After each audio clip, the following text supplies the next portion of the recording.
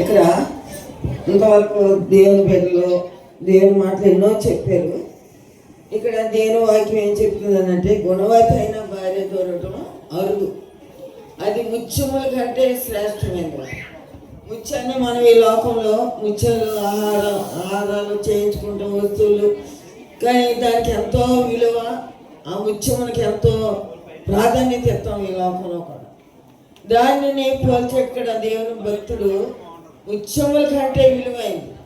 ఒక గుణవతి అయిన భార్య దొరకటం ముత్యానికి ఎంత విలువ ఉన్నదో అంతకంటే విలువైందని దేవుని వాక్యం రాయబడ్డది.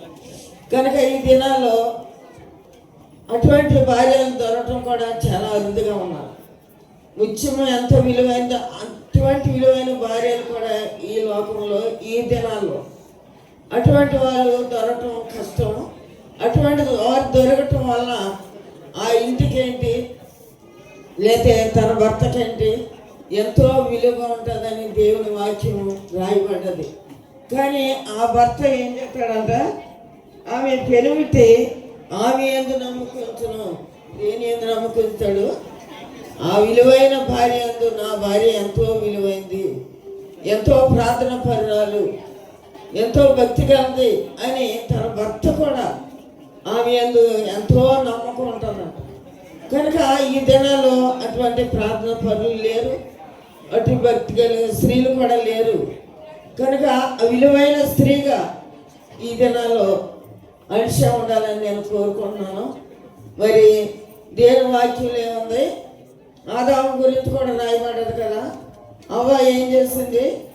మరి సాతాను మోసపించినప్పుడు మరి కొన్ని పండ్లు తీసుకొని వచ్చి తన భర్త కూడా అందించింది. నేను తిన్నాను, చాలా విలువగా ఉన్నాయి, లేదా చాలా రుచిగా ఉన్నాయని భర్తకి చెప్పి ఆ పండ్లు ఇచ్చినప్పుడు భర్త ఏం చేశాడు? మరి తినకుండా ఉండాలి. అసలు ఎందుకు తిన్నాడు? ఆ మాటలు విన్నాడు అంతే. కానీ ఇక్కడ దేవుడు చెప్పాడు, నేను తినకూడదు పళ్ళు, నువ్వు దేవుని ఆజ్ఞ మీరిపోయావు, నువ్వు మీరిపోతే మీరిపోయి నేను కూడా మీరిపోనా అని అతను గద్దించలేదు భార్యని. ఏం చేశాడు?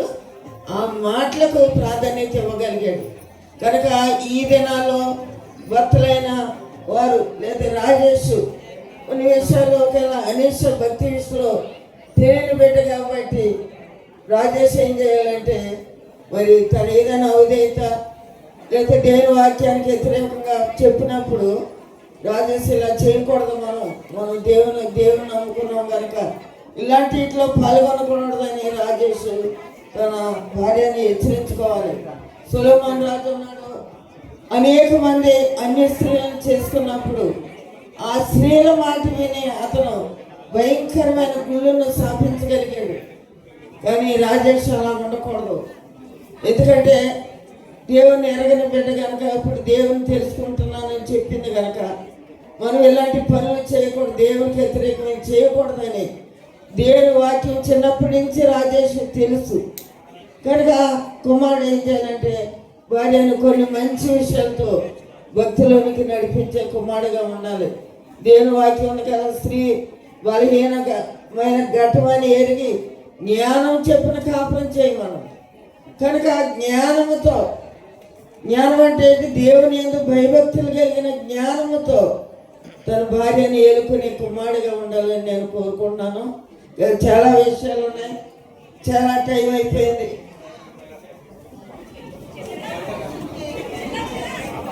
ఆమె దేశపు ఆమె పెరుగుటి ఆమె పెరుగుటి ఆమెను పొగడను, అందం మాయ మోసగారం వ్యర్థము కదా.